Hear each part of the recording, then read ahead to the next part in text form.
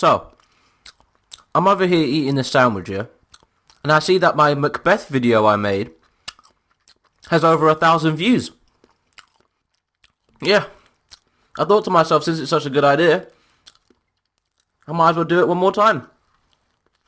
I'm not sorry, so you can go hate me or you. An inspector calls, but it's for roadmen. I'm probably gonna regret this, aren't I? Okay, so before we get into the actual play, you gotta understand something, alright? My man JBP over here is a bit of a mad donny, alright? You see, this play was performed first in 1945, the year we all stopped Hitler from dipping up the world, but the play takes place in 1912, which is the year DiCaprio drowned. So you gotta understand, we're doing some Avengers Endgame level time conspiracy here, and you may or may not understand why by the end of this video. Yeah, probably not. So now usually in plays you have like different settings, alright? But my man JBP said, bun that, whole play's gonna be set in this dining room. But you gotta understand, this ain't no boring dining room. We got a chandelier, fancy cutlery, posh man them smoking the posh zoots, and probably some peng food from the local chicken joint. Characters, we got Mr. and Mrs. Burling, their kids Sheila and Eric, and Gerald, who's Sheila's fiance, and this is their engagement party, ooh la la. And we got Edna. You can't forget about Edna. Now you see Mr. Berlin here? My guy's a businessman, so you know these man them are high up in ends. But you see kids, money can buy you absolutely anything.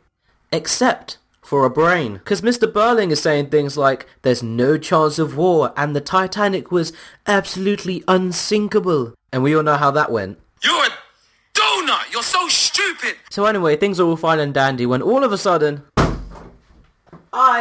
Who is a murderer? So this here is Inspector Gould, don't think about the name. And he's here to explain that a young girl named Eva Smith died from drinking a whole bottle of disinfectant. Oh, so I guess when they say washing machines last longer with Calgon, they don't mean humans. Oi Gerald man, you know a girl named Eva? Nah fam, I only know a girl from the North Ends, innit? I bet she was peng though. Anyway, Dad, did you know her? Why yes, I fired her from work.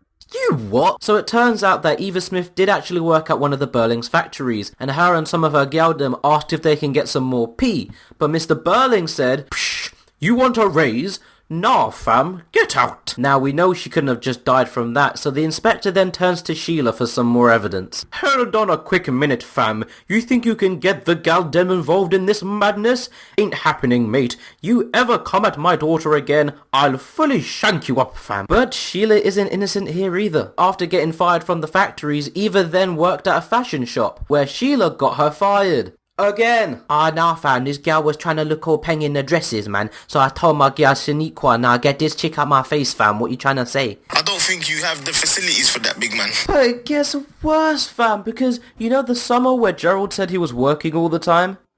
No. That man was capping, alright? He was cheating on Sheila. So it turns out Eva changed her name to Daisy and she needed help and Gerald's a nice guy so he helped. But then one thing led to another. So Sheila, as the kind-hearted individual she is, sends that man back to the streets. That guy is gone. So now that Gerald can't help Eva anymore, she needs some help. So she goes to Mrs. Burling's charity, which doesn't go down well either. Can this girl just get a break? Well, I thought she was acting quite rightfully clapped. She was calling herself Mrs. Burling, which is my name. The inspector then informs her that Eva was actually pregnant during this time, which is why she needed the help. Well, I never! Well, in that case, the father of this baby should be rightfully shanked up. As a matter of fact, he should be clapped and sent back to his ends. This man is a traitor and a disgrace to his family.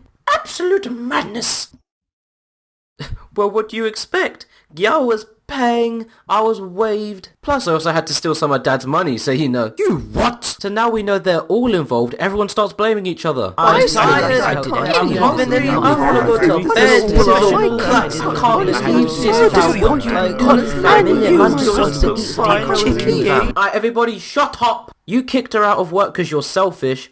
You got her fired because you're petty. You took advantage of her when she needed help because you're clapped. You turned her down because you're dusty. And you did her madness because you're stupid. You all killed her. You were all clapped. I'm out. You know, I don't know what it is, but I think he's a ghost. Did you lot call an inspector? Alright, that's it for today. I hope you lot enjoyed the video. Again, thank you for all the support you gave me on the last video.